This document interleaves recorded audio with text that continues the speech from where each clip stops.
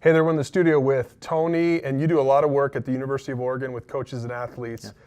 And today we're talking about a topic that you see coming up over and over again. Yeah. What is it for today?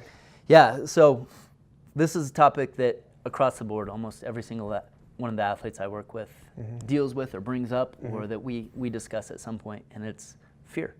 It's that deep-seated fear that we've all experienced at some point in our athletic career where we compete in fear.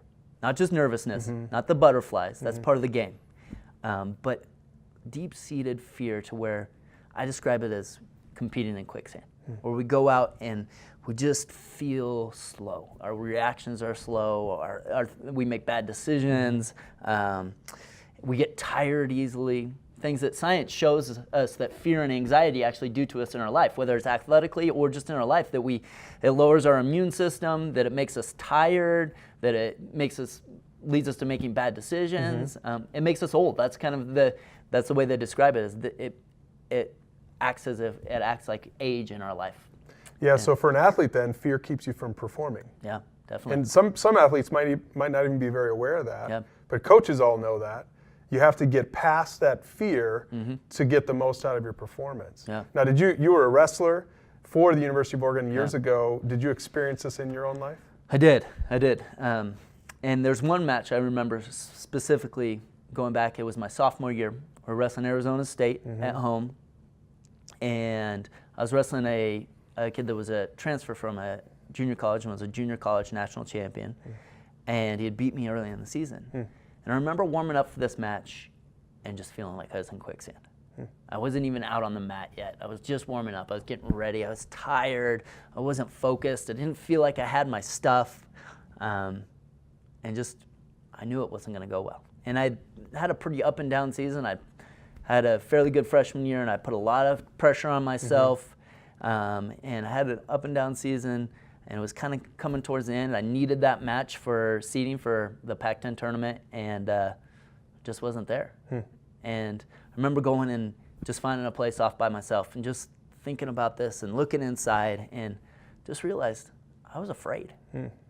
And which right there, by the way, that's incredible that you had enough self-awareness, because a lot of athletes watching this might be too afraid to admit that they're afraid. Yeah.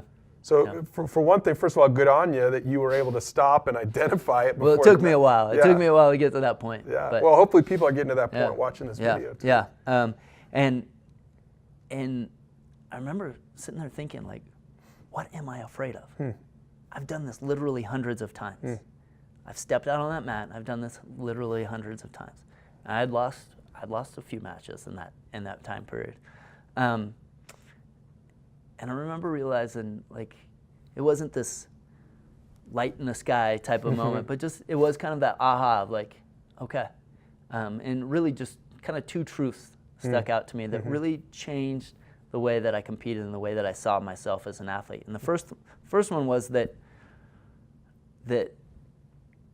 whatever happened out on that mat, whether I won that match, won the rest of my matches the rest of the year, and I was a national champion, or I lost that match. Lost the rest of my matches that year, or I had a career-ending injury in that match.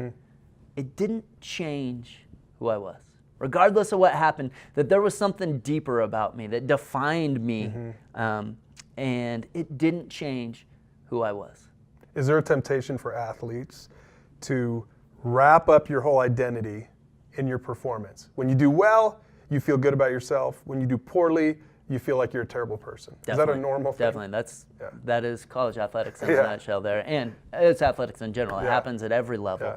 And that's a dangerous place. Because it could end at any moment. And it will end someday. It will end someday. For every great athlete, at some point it ended. Whether you just don't have it anymore. Or I had 5 surgeries by the time I was done. I had to hang it up. I had to retire. So it will end. It's a dangerous spot to find that identity in athletics, to define yourself by your athletics. So the sooner you deal with your root identity, the better it will be for your performance right now as an athlete and for the rest of your life. Finding that place of this is who I am at a fundamental, elemental level. And for me, I know what that is. And each of you has to find for yourself what that is. But what is that? Who are you at that elemental level? And I hope it's not, I'm an athlete. I hope there's something more to who you are than just the, not that it's bad to be an athlete, but that's what you do is not who you are. Or even more so that I'm a winner. Like I'm an athlete and I win. Got it. You know, there's a lot of great things about athletics, of competition and going out and laying it on the line and what we learn and who we become through athletics. But winning and losing they're both liars. They will both lie to us in who we are. Oh, that's deep.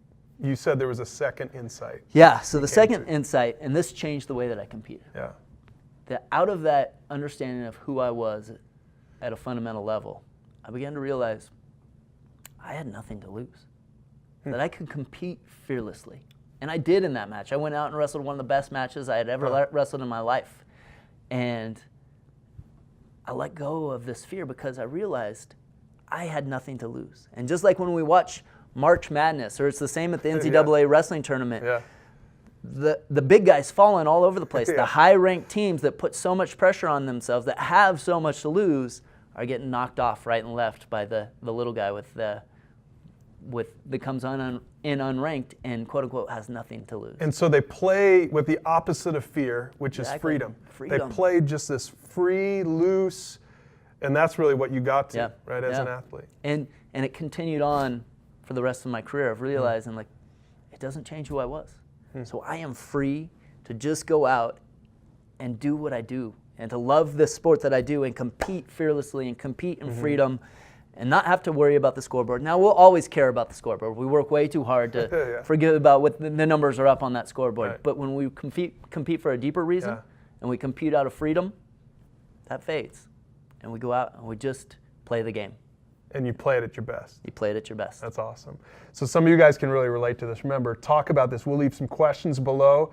This isn't just for you to listen to a conversation that we're having here. It's for you to have that same conversation with a mentor or with your huddle. We'll see you in the next video.